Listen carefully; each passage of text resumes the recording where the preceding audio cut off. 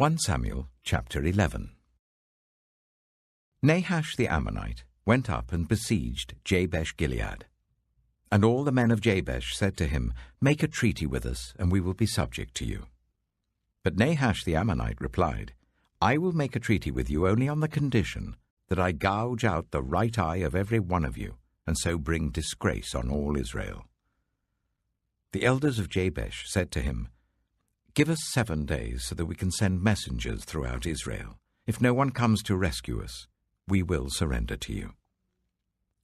When the messengers came to Gibeah of Saul and reported these terms to the people, they all wept aloud. Just then Saul was returning from the fields behind his oxen, and he asked, "What is wrong with everyone? Why are they weeping?"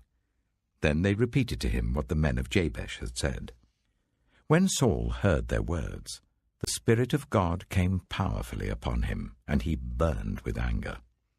He took a pair of oxen, cut them into pieces, and sent the pieces by messengers throughout Israel, proclaiming, "This is what will be done to the oxen of anyone who does not follow Saul and Samuel." Then the terror of the Lord fell on the people, and they came out together as one. When Saul mustered them at Bezek, the men of Israel numbered 300,000, and those of Judah 30,000. They told the messengers who had come, "Say to the men of Jabesh-Gilead, by the time the sun is hot tomorrow, you will be rescued."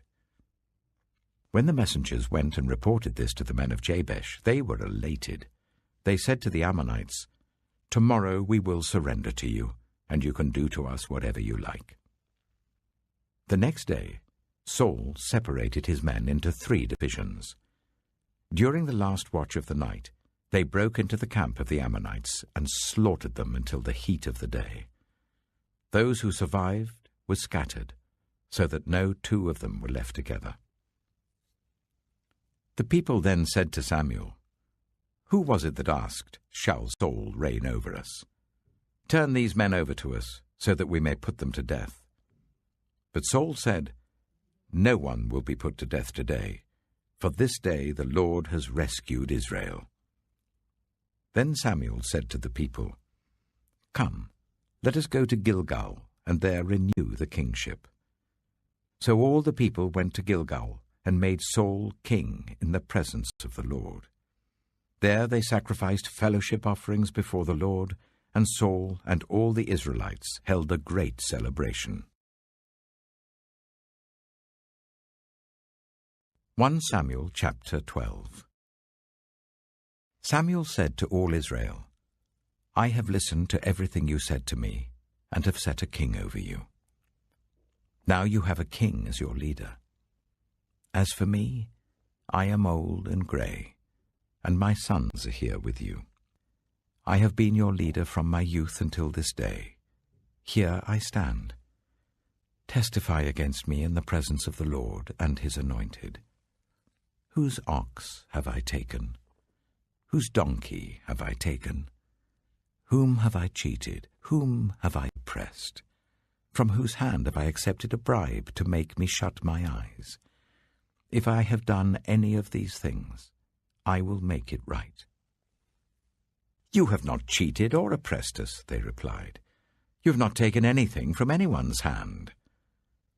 Samuel said to them, "The Lord is witness against you, and also his anointed is witness this day, that you have not found anything in my hand." "He is witness," they said.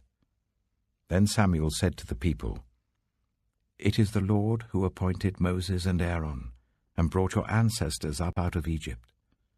Now then, stand here, because I'm going to confront you with evidence before the Lord as to all the righteous acts performed by the Lord for you and your ancestors. After Jacob entered Egypt, they cried to the Lord for help, and the Lord sent Moses and Aaron, who brought your ancestors out of Egypt and settled them in this place. But they forgot the Lord their God. So he sold them into the hands of Sisera, the commander of the army of Hazor, and into the hands of the Philistines and the king of Moab, who fought against them. They cried out to the Lord and said, "We have sinned. We have forsaken the Lord and served the Baals and the Ashtoreths. But now deliver us from the hands of our enemies, and we will serve you." Then the Lord sent Jerubbaal, Barak, Jephthah, and Samuel, and he delivered you from the hands of your enemies all around you, so that you lived in safety. But when you saw that Nahash, king of the Ammonites, was moving against you, you said to me, "No, we want a king to rule over us, even though the Lord your God was your king. Now, here is the king you have chosen, the one you asked for. See, the Lord has set a king over you. If you fear the Lord and serve and obey him and do not rebel against his commands, and if both you and the king who reigns over you follow the Lord your God, good. But if you do not obey the Lord, and if you rebel against his commands, his hand will be against you as it was against your ancestors. Now then, stand still and see this great thing the Lord is about to do before your eyes. Is not wheat harvest now? I will call on the Lord to send thunder and rain, and you will realize what an evil thing you did in the eyes of the Lord when you asked for a king." Then Samuel called on the Lord, and that same day the Lord sent thunder and rain. So all the people stood in awe of the Lord and of Samuel. The people all said to Samuel, "Pray to the Lord your God for your servants, so that we will not die. For we have added to all our other sins the evil of asking for a king." "Do not be afraid," Samuel replied. "You have done all this evil. Yet do not turn away from the Lord, but serve the Lord with all your heart. Do not turn away after useless idols. They can do you no good, nor can they rescue you, because they are useless. For the sake of his great name, the Lord will not reject his people, because the Lord was pleased to make you his own. As for me, far be it from me that I should sin against the Lord by failing to pray for you, and I will teach you the way that is good and right. But be sure to fear the Lord and serve him faithfully with all your heart. Consider what great things he has done for you. Yet, if you persist in doing evil, both you and your king will perish." 1 Samuel chapter 13. Saul was 30 years old when he became king, and he reigned over Israel for 42 years. Saul chose 3,000 men from Israel. 2,000 were with him at Michmash in the hill country of Bethel, and 1,000 were with Jonathan at Gibeah in Benjamin. The rest of the men he sent back to their homes. Jonathan attacked the Philistine outpost at Geba, and the Philistines heard about it. Then Saul had the trumpet blown throughout the land and said, "Let the Hebrews hear." So all Israel heard the news. Saul has attacked the Philistine outpost, and now Israel has become obnoxious to the Philistines. And the people were summoned to join Saul at Gilgal. The Philistines assembled to fight Israel, with 3,000 chariots, 6,000 charioteers, and soldiers as numerous as the sand on the seashore. They went up and camped at Michmash, east of Bethaven. When the Israelites saw that their situation was critical and that their army was hard-pressed, they hid in caves and thickets among the rocks, and in pits and cisterns. Some Hebrews even crossed the Jordan to the land of Gad and Gilead.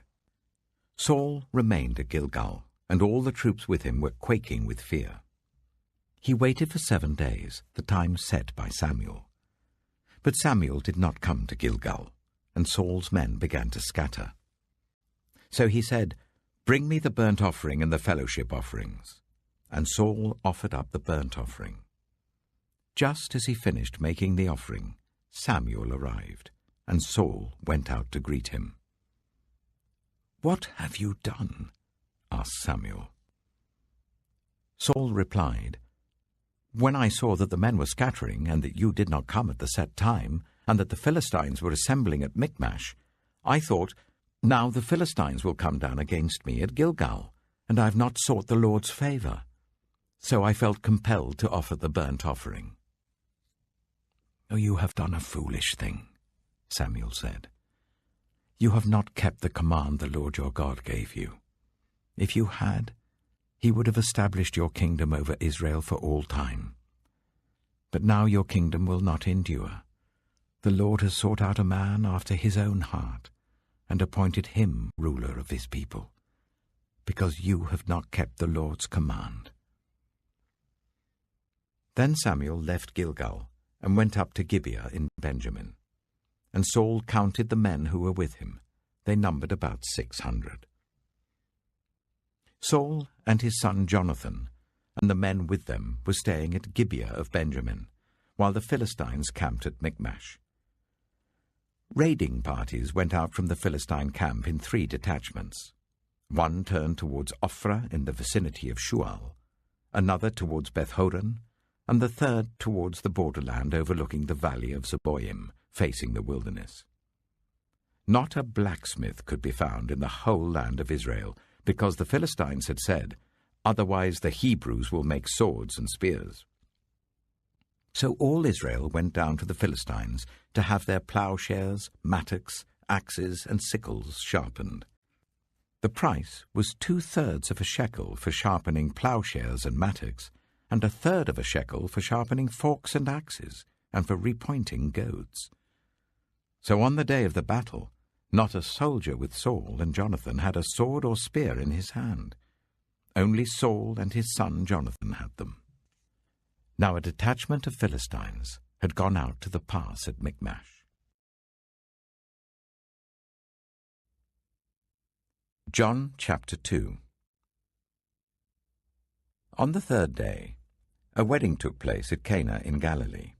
Jesus' mother was there, and Jesus and his disciples had also been invited to the wedding. When the wine was gone, Jesus' mother said to him, "They have no more wine." "Woman, why do you involve me?" Jesus replied.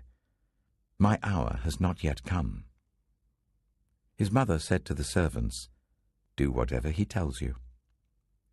Nearby stood 6 stone water jars, the kind used by the Jews for ceremonial washing, each holding from 80 to 120 liters.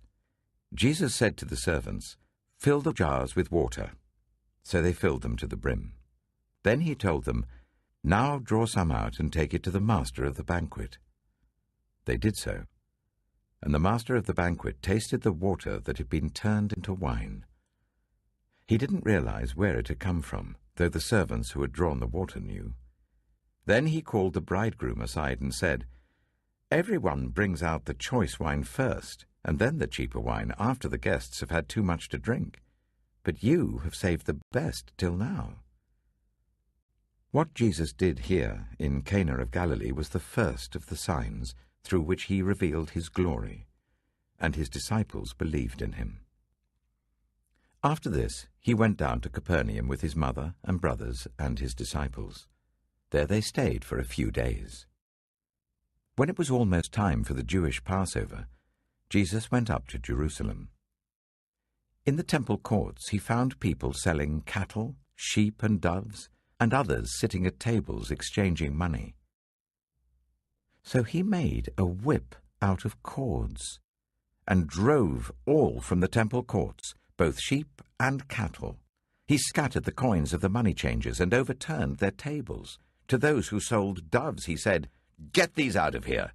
Stop turning my Father's house into a market." His disciples remembered that it is written, "Zeal for your house will consume me." The Jews then responded to him, "What sign can you show us to prove your authority to do all this?" Jesus answered them, "Destroy this temple, and I will raise it again in 3 days." They replied, "It has taken 46 years to build this temple, and you are going to raise it in 3 days." But the temple he had spoken of was his body. After he was raised from the dead, his disciples recalled what he had said. Then they believed the scripture and the words that Jesus had spoken. Now while he was in Jerusalem at the Passover festival, many people saw the signs he was performing and believed in his name. But Jesus would not entrust himself to them, for he knew all people. He did not need any testimony about mankind, for he knew what was in each person. Psalm 98. Sing to the Lord a new song, for he has done marvelous things. His right hand and his holy arm have worked salvation for him.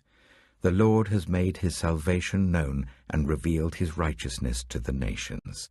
He has remembered his love and his faithfulness to Israel. All the ends of the earth have seen the salvation of our God.